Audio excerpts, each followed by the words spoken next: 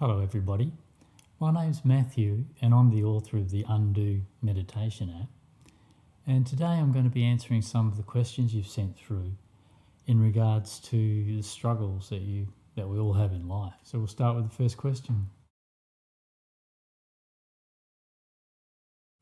Overcoming panic, or anything you're trying to overcome, but in this case panic, the main thing is to understand firstly what is it and where is it. And what we tend to do is get caught up in our thinking.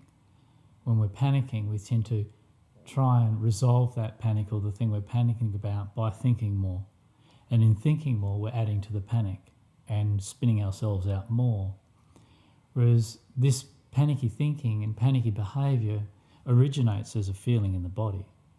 And it's a feeling of panic or a feeling of nervousness in the body that generates the thinking of panic and confusion in our life.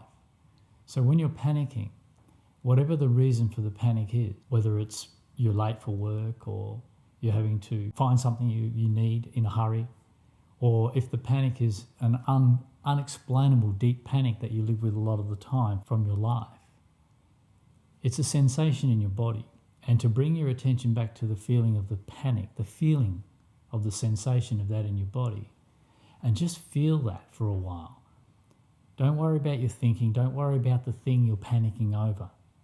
Let that go on. If your thinking's going on in a panicky way or the problem's still there, just let that be there whilst you go a bit deeper than that into the feeling in your own body, into the sensation of your own body, where you'll feel the panic is originating.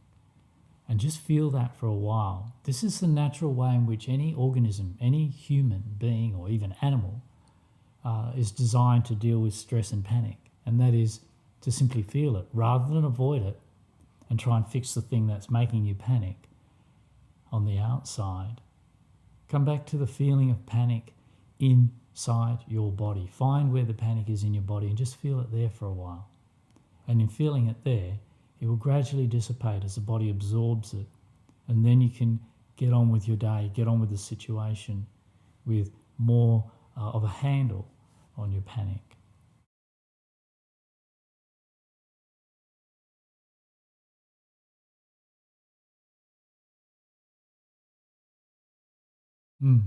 This is a very common problem. So trying to overcome a problem of your own, like trying to lose weight or give up smoking, trying to overcome this is coming from the outside in. So you're seeing yourself having too much weight, or you're seeing yourself having a problem of drug addiction or smoking addiction. And so you apply the idea and the willpower of your thinking to try and determine yourself to give this up or overcome this. But what is it that constantly overcomes and beats you in this is not what's coming in from the outside trying to control your smoking or your eating. It's what arises from inside of you that over and over again, those feelings of the urge for eating or the urge for smoking or the urge to give up on yourself. These feelings that arise from the inside out, from inside of you, these are the feelings that are much more powerful than any willpower, any concept or any technique you can apply to giving up smoking or losing weight. You haven't got a chance. You're not going to overcome such a powerful long-term urge from the outside in. This is not going to happen. Sometimes you'll achieve it, but to sustain it is another thing. And this is because you're trying to suppress it. You're trying to do something that on the inside you don't want to do. On the inside you want to smoke. On the inside you want to eat. On the outside you've come up with an idea or a concept or an ideal that I'm not going to do this anymore. And it's just an idea. It's only thinking. There's not much power in thinking. The power is in the feeling that drives the urge to overeat, drives the urge to smoke, or undermines you when you go to exercise. And that urge, that feeling that undermines you when you go to do your exercise, or you feel like an urge for the cigarette, if you can get in touch with that urge, that feeling, for example with a cigarette, before you have a cigarette, just stop for a minute or two and feel that urge. When you feel that urge, you'll find it's a sensation deeper inside of you in your body. And just feeling that urge is actually the pain or the disturbances that you've managed to suppress through the drug of nicotine and smoking. And you suppress that every time you feel a bit anxious, you have your cigarette, and it suppresses that, it numbs you out. But it's actually getting in touch with the very thing, the very sensations that you numb out through smoking, and feeling those sensations until they settle down naturally. It's actually getting in touch with them in this way, as a bodily sensation, that you'll gradually burn them out of your system. And you'll find that your urge to smoke the cigarette will fairly quickly dissipate. But you won't be comfortable doing it. The biggest problem is you don't want to do it. You don't want to feel that urge. You just want to smother it with a cigarette. So all you got to do is don't smother it so quickly. Give yourself a minute or two before having that cigarette to feel the urge, and then have your cigarette if you want to. And do this each time, and you'll gradually resensitize yourself to the urge and the feelings within that, the distress within that is driving this destructive behaviour. And with losing weight, it's the same thing. You have two things that you want at the same time. You want to lose weight, but you want to eat that pizza. So you've got a conflicting desires happening at once. When you want two things at once, you're in trouble. Yeah. So it's not, you can't rely on what it is you want. What you can rely on is coming back to the sensation inside of you that you find always overcomes you and causes you to let yourself down. And that'll be a physical feeling in your body. And you don't need to try and overcome discipline yourself with eating. More, you need to get in touch with the feeling, the urge to eat in your stomach. And when you feel that urge, just feel it for a while. Again, just take that feeling for a lot more seriously than you have been. Get in touch with that. Slow down enough to feel that before you eat whatever it is you don't want to be eating. And in time, you'll find that you'll discover there's a lot more in the feeling of wanting to eat the wrong thing than you realise. There's all sorts of sensations in your stomach that feel like hunger. And mostly, you're mistaking fear and anxiety for hunger. And you're using the food to calm that down. It's not hunger, it just feels similar to hunger. Whereas if you feel the fear and the anxiety, you will find it will dissipate. How to feel this is again as a sensation in the physical body of you.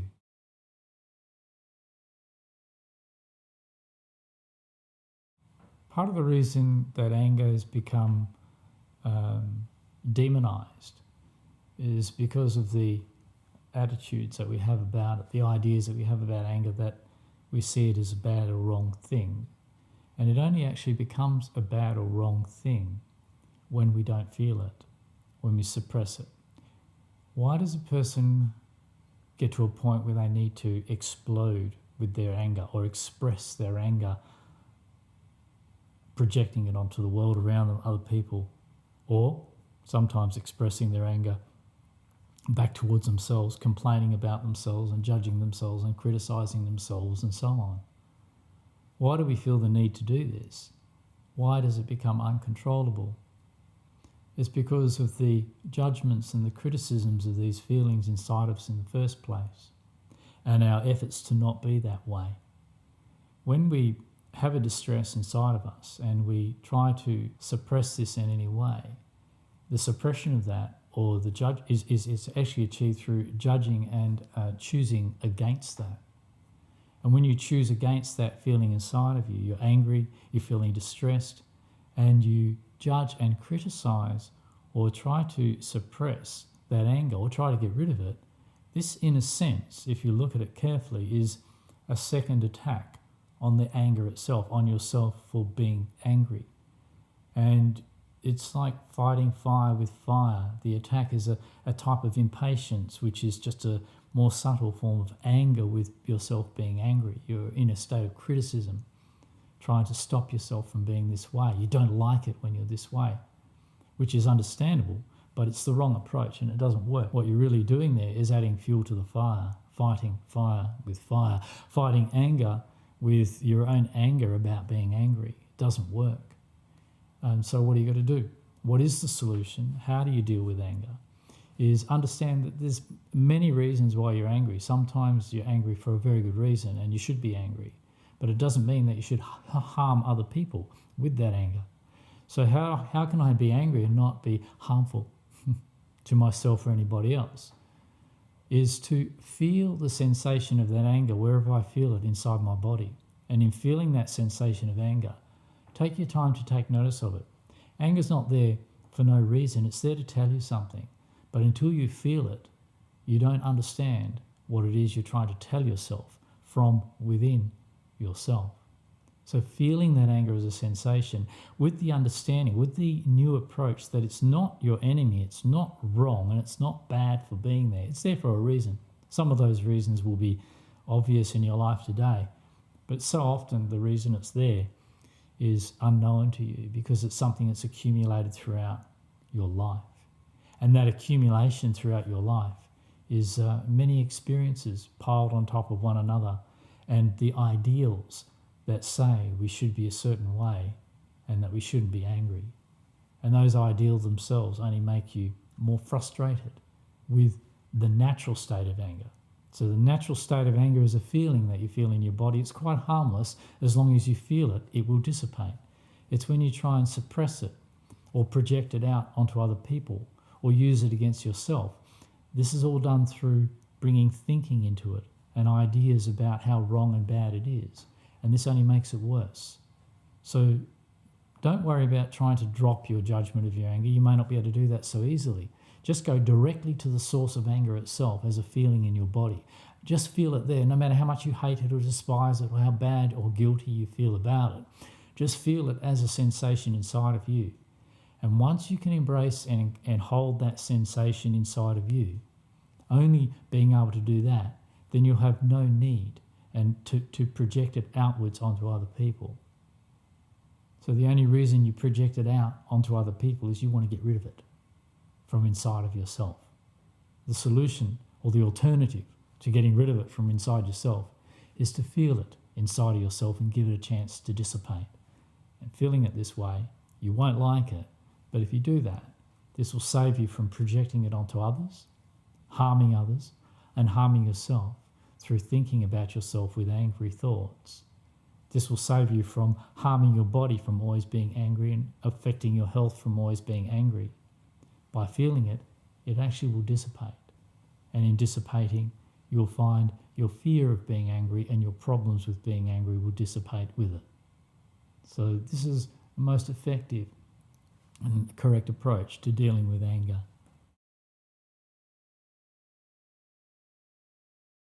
You've been trained to try and please people since you were a little boy or a little girl, to behave in a certain way that pleases your parents, that pleases your teacher, that pleases whoever it is you're having to please. And why is it that we have to please people? Why have we been trained in pleasing people? In being trained in pleasing people, we're taught that if we don't please people, we're not going to get from people what it is we most desire, which is affection and understanding, consideration, and for them to be pleased with us is to like us, to appreciate us, is to accept us. But they're not accepting us. This is the dilemma. They're not accepting us. They're accepting our trained behaviour and our performance of pleasing them. And this trained behaviour and performance of pleasing other people is this conditioning of, whether it be social conditioning or whether it be religious conditioning, whether it be conditioning from our parents. We're being taught that if we behave a certain way, we're going to please people. And if we please people, they won't harm us. They'll be nice to us. There's so many variations on this. But the bottom line is we are trained to put on a performance to get a result from other people. And we get caught in this training. And this training is actually detrimental. It's quite harmful because we ourselves can't get out of that. Once you start getting into the habit of pleasing other people, you get stuck in that. You get frightened of not pleasing people because of what may or could or does happen or has happened when you haven't been able to please someone. You yourself are condemned by them or treated poorly by them or attacked by them or disapproved of. So this is getting to the bottom of the problem. Why is it that you want to please people? Is because your own sense of yourself is not yet established. You've tried to establish an idea of yourself and a performance of what other people will like and therefore treat you well through, But this is only on the surface. This is just thinking and acting. This is not really the feeling of you, not really the live physical sense of what it is to be you. And until you get into the live physical sense of what it uniquely is to feel you, to be you, you don't really know what it's like to be you. You don't really feel what it's like just to be you. You're always busy trying to be the way other people want you to be so that you can please them. And it's a hell of a hard job. It's an impossible job. You can please one person with your behaviours or the way you look, and the other person won't be pleased, so you're always going to lose. But with yourself, you never lose. With yourself, when you come back to not pleasing yourself, but finding out what it's like just to be you without that judgment and criticism of you that's saying you're not good enough as you are, you must put on this performance, you must behave a certain way to please people. Now, this behaviour of pleasing other people is, in a sense, a rejection of just being yourself. And so no matter, even if you do please that other person, because they're not really appreciating you or pleased with you, it doesn't really fulfill you in any deep or meaningful way. And this is something we need to learn to do for ourselves. And once we learn to do this for ourselves, we stop being concerned about pleasing other people. We discover that our happiness or our contentment, our fulfillment is not based in and reliant on what other people think of us. It's not reliant on that at all. That's a very short-lived result. What it's reliant on is how you think and feel about and within yourself. So coming back to the feeling that drives you to have to please other people, or when you feel you may not be able to please other people, the disturbance that causes you inside, to feel that inside will help you heal this, go deeper into that sensation, that need that you have to be, have other people pleased with you. And just spend your time being yourself on the inside. What's it like to be me? Doesn't matter whether you like it or not at first. At first you may not. But in time, as you just allow yourself to be the way you are without putting on any performance for another person, just allowing yourself to be the way you are, how it feels inside of you, you will gradually come to know, as an inner knowing, as a sense of yourself, what it feels like to be you. And at first it will feel a bit disturbing because you've been busy pleasing people. And you'll be frightened to not busy yourself with pleasing people because you're concerned about what may happen. That's understandable. Feel that fear anyway. And just be yourself, meaning on the inside. You don't have to necessarily show it much on the outside. You just stop putting on the performance and just be yourself. You don't know what that's like at first, but at first you just start with the feeling of you in the body. What does it feel like just to be you? Don't do anything with that. Don't describe that to yourself. Just day in, day out, from time to time each day, just stop and notice how it feels to be you. Not to be like other people, but to be like you. And it will develop from within you. So procrastination, putting things off, is basically fear of what might happen. Fear of what might not happen. Fear of getting the result or not getting the result. You're concerned that you should do it a certain way or you should achieve it at a certain level. Puts a lot of pressure on you to perform in such a way that you actually end up frightening yourself that maybe I can't do that, maybe I won't do it well enough or good enough, so you just put off doing it. So procrastination is a sneaky form of fear, a fear that you feel inside of yourself that's a result of putting pressures on yourself to achieve certain results at a certain standard. But this is again what you've been taught. And it puts unnecessary expectations on yourself. And I say unnecessary because it's already assuming that if you don't put that pressure on yourself, if you don't try really, really hard to achieve a certain result, then just relaxing and doing things as you feel like doing them simply won't be good enough because you're simply not good enough. And this is a cultural influence that has been handed down generation after generation in the idea that we should always be improving upon ourselves and being more than just what we are, being better than just how we are. And this ends up getting us stuck. We get so stuck, we're trying so hard to be so good, we just end up feeling in ourselves that no matter what I do, it's never good enough. And this brings about a feeling of putting things off. I don't want to do things. I want to put things off because it's too challenging now, because I might not get it right. Or the other side of life is where you go through a difficult period in your life where you're traumatized, or you go through a bad time, and you come out the other end of it feeling very uncertain of the future and finding yourself unable to be decisive and act in life in a way that you had before. And you become indecisive and procrastinate and unable to make up your mind about things. This again is pressure that you're putting on yourself to do things a certain way. So we have to go right back to the beginning again. How is it to be me? And just start right at the beginning. Get back in touch with yourself, however you feel.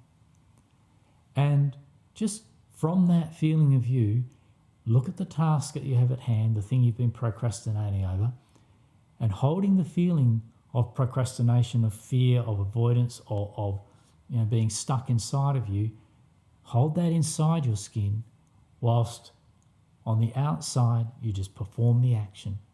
Just do the action. You don't have to feel like doing the action. You just do the action. Do what it is you've got to do. Do what it is you want to do, even though inside you feel like you don't want to do it or you're frightened. It's just fear. Hold that inside of you and go ahead and do what it is you've got to do anyway, but stay in touch with the feeling as you're doing it, taking it slowly, slow enough that you can perform the action, yet be with the feeling anyway. And as you continue with this, each time you'll find the feeling inside of you, which is stopping you from performing the action, will join with the action itself. And you'll find gradually you'll start to allow yourself to get on with life again. You'll be able to get on with life again. And don't go back into the habit of putting pressure on yourself to do it better or be better. Just do it as you can. And as you do it one time, you've done it as you can. Next time, do it as you can. Do it according to you, not according to some ideal or to measure up to somebody who's really good at it.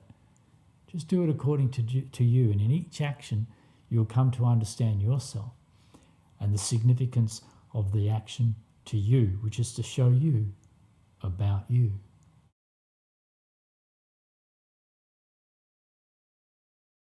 Real meditation is coming back to the physical sense of you. It's nothing to do with the mind or thinking. This is just thinking about meditating. It's not really meditating. You're just going through a mental process, and a mental process is not got any depth to it. That's the surface of us.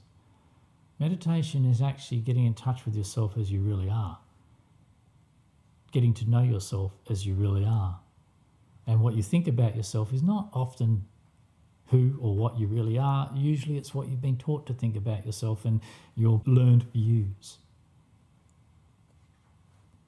So to get in touch with who and what you really are, you have to experience yourself in the body of yourself, exactly as it feels to be you on any day or at any time you meditate. And that means to come back to the feeling of you, the physical sense of you. To do this, just don't even be concerned about what's going on in your thinking. Just come back to what's going on in your body and feel the sensation of that. Let your thinking go on in the background. Don't be concerned about that at all. That's actually secondary to the sensations in your body anyway. If you're feeling distressed inside, this will generate distressful thinking. So all you have to do is feel the distress in order to disperse the energy and the driving force behind that thinking, and the thinking will dissipate anyway. And you'll find yourself quiet so far as thinking is concerned when you're just feeling in the body. And in that feeling in the body, rather than trying to determine your experience, when you just sit quietly and physically still, nothing more than that, just sitting physically still, this is meditation. Why is this meditation? Because by sitting physically still and not trying to achieve anything or to change yourself in any way whatsoever, you're giving yourself and your condition a chance to surface from what is unknown to you about yourself. You're giving what is inside of you, what you really are, what you've overlooked or denied, avoided, or objected to. You're giving it a chance to be felt again, to come back to life again from within you. As it comes back to life again from within you, meaning all the aspects of yourself that you've lost touch with, the whole of yourself that is deeper than just your thought processes about yourself, the feel of you in the body. As this comes back to life, it's a bit painful. The reason it's a bit painful is because you're holding a lot of pain in your body from your life experience. Now, what do we do with pain? We react to it. We want to get away from pain. And this is all understandable when we go to put our hand on a hot stove and it's going to burn our skin. This is a natural thing, to pull your hand away from pain. But that's because that pain is going to do you harm. But the pain that's coming out of you when you sit still to meditate, this is not doing you harm. This is where harm's already been done. Harm's already been done, and the result of that harm is held in your body as pain. And the pain that you get in touch with when you sit still to meditate is not pain that's causing you any harm. So don't mistake this pain and treat it the same way you would as normal pain of putting your hand on the stove and pulling it away. Don't make that mistake. This pain that you're feeling that's coming up naturally in your body is not a warning that you're in harm or doing yourself harm by sitting still. This is just pain that is purging out of the body. This is what I call healing pain. And healing pain is what you feel whenever you feel triggered or stimulated by life into some distress or some underlying feeling arising from within you in reaction to that life. Or more simply, when you sit physically still to meditate, the longer you sit still and leave yourself alone, that means stop thinking about yourself and just feel how you truly feel, the more chance your body has of naturally purging, feeling, and healing that pain, which is how you heal the pain, is you feel it. Not react to it. Don't be frightened of it. You will be frightened of it, but at first, but just feel that fear. Feel the fear and feel your resistance to that pain when you're meditating. That resistance is part of the pain. It's part of your process of getting closer to the depths of yourself, breaking down the barriers between your superficial thoughts about yourself and what lies underneath that. And so the pain is very important. In fact, the pain that you feel coming up in meditation is your depth. That's where you'll get your depth. That's where you'll resolve experiences and effects of your life. And that's where you'll come to free yourself from the fear of pain and allow the body's natural healing process, which is first activated by feeling the pain, to activate and heal any mental or physical distress that you're holding inside of you simply by feeling it. But don't expect it to feel good or bad. It doesn't matter that it's good or bad feeling. It's not really what it's about. It's going to feel the way it actually feels. And just feeling that is something the body can do. You can't feel through thinking, but you can feel in your body. So how to deal with pain? Feel it in your body. Just stay physically still, feel the resistance to it, and let it process through feeling it in its own time.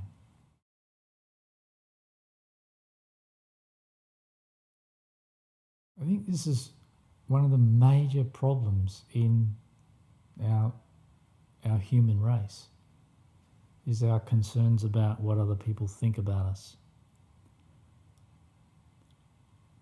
We have mistakenly been trained into defining ourselves by what other people think about us, by trying to understand ourselves, whether we are okay, by measuring ourselves up to whether people are liking us or disliking us. But the crazy thing is that people don't even know you. Other people don't actually know what it is to be you. They have their thoughts about you from the outside, but they don't know what it feels like to be you. They don't know what's going on inside of you. They don't know you. They only know their idea of you. And so what other people think about you, other people's thoughts about you, are defined by them. It tells you more about them than it does about you, actually. An angry person will be angry at many people, and most of those people won't deserve that anger. Is that telling you about those people? There's something wrong with them? Or is it the problem that that individual is having with anger, and their anger towards everyone else is really defining them and not all the people they're angry with? Or a person who treats you without much regard or care for you isn't defining you, it's defining them. They're the ones behaving that way. They're the ones operating that way. That's telling you more about them than it is about you. Or even when a person is impressed by you and in love with you because they want something out of you, this is telling you something again, more about them than it's telling you about you. So we're so concerned about what other people think about us because we've been taught to take this very, very seriously. And yet, it isn't really that serious in the sense that what other people think about you, other people's thoughts, are not really even about you. And if you go deeper into yourself to discover for yourself, from yourself, and get to know yourself for who and what you are, starting with the deeper sense of yourself in the body, each day, interacting with life, coming to know you each day as life stimulates whatever is inside of you, the more you get to understand what it is to be you, and through your meditation processing any distress or pain that happens to be there, the more you will come to understand yourself from within yourself rather than from thoughts about yourself that other people have taught you to think. And you'll realize that what other people think about me doesn't really matter because it's not even about me. It's about them. It's coming out of them. It's their perception of me, their expectation of me, which is all about what's important to them. It's got very little to do with me. But this is quite deep and difficult to get at first. So primarily your concern about what other people think about you causes you a great deal of distress, a great deal of struggle, a great deal of effort going into your life, how you look, how you behave, and so on. And a great deal of distress because you don't get very good results. Well, sometimes you do get very good results, but always you're worrying about what other people think of you. You're worrying about what other people think of you because you've lost your own sense of yourself, and you won't find it by continuing to worry about what other people think of you. Where you will regain your own sense of yourself is feeling that worry, feeling that concern about what other people think of you, and just staying with that feeling, which is actually your pain, your own distress. By staying with that feeling, you'll gradually go deeper into that and you'll get to know yourself in that. And this will dissipate and resolve the whole feeling inside of you that's making you worry so much about what other people think, whilst at the same time, this will help you regain the feeling of what it is to be you from within yourself. And in time, this will become quite acceptable to you.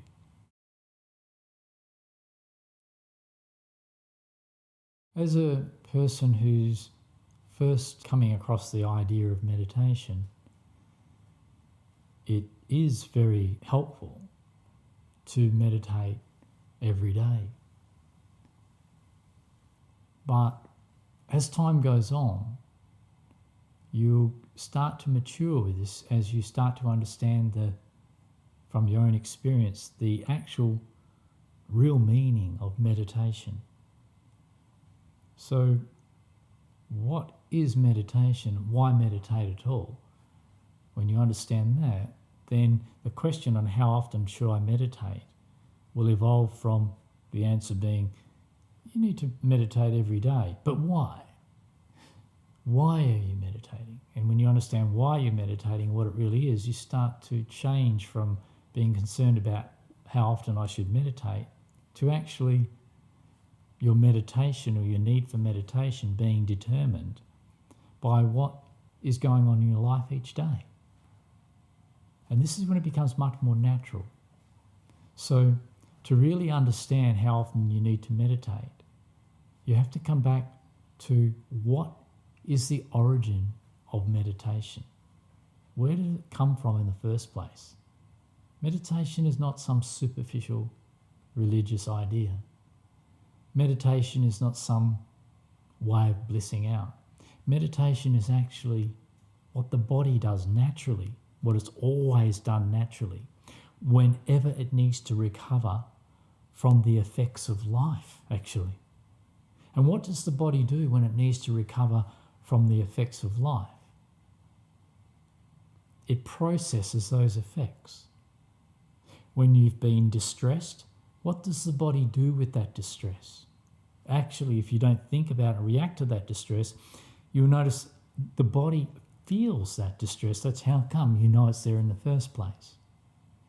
So when you've been upset by someone, when you've been bullied by someone, when you've been frightened by something, when you've been influenced by someone throughout the day into doing something you didn't want to do, there is a feeling of residue feeling of that in your body.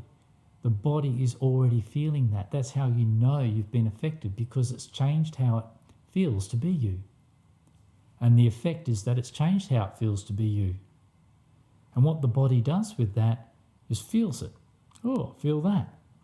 Naturally feels it. It can't not feel that because the body is sensitized with nerves, sense organs, and it is a live receptor to whatever stimulates us from moment to moment. And so in understanding this, what does the body do? It feels that sensation, and in feeling that sensation that's changed how it feels to be you, it gradually absorbs and dissipates that sensation until you return to feeling how it feels to be you without that influence, without that effect. And this is the natural meditation of the body. It kicks in every time you need to naturally return to how it feels to be you without all the influences and the effects that have come into you from the outside. And so coming back to the question, how often do I need to meditate? Really understanding that each day, if you can just sit quietly and feel yourself in the body, in that moment, in that time that you do this, you'll find yourself reaching a point where your meditation takes its own course. It takes a life of its own, where you just start to feel how it feels to be you. Not trying to achieve any state, but just getting back to a settled feeling in you.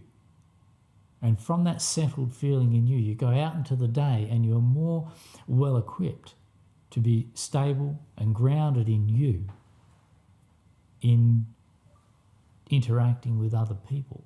Then when other people or situations throw you around, you get drawn away from that, you get distracted from that, you get affected by what goes on, and by the end of the day, you're frazzled.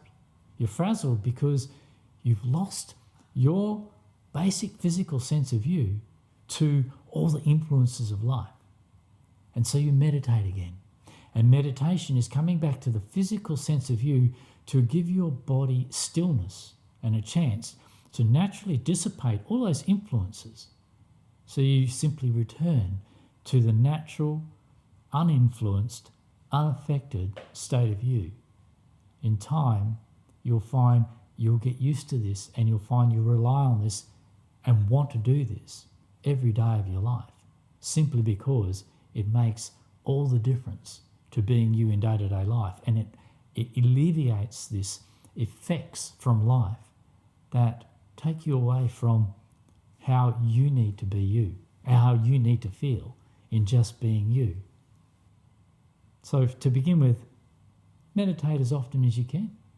Even if it's only for a few minutes. When you feel distressed at work, just stop. Think, what's distressed me? Okay, how does that feel? Okay, feel that for a while and give it a chance to dissipate, then get on with your day. So thanks for tuning in, and I hope that was helpful in all the answers to your questions, and we'll do this more often, so continue to send your questions in, and hopefully I'll see you again. Okay, thanks very much. Bye.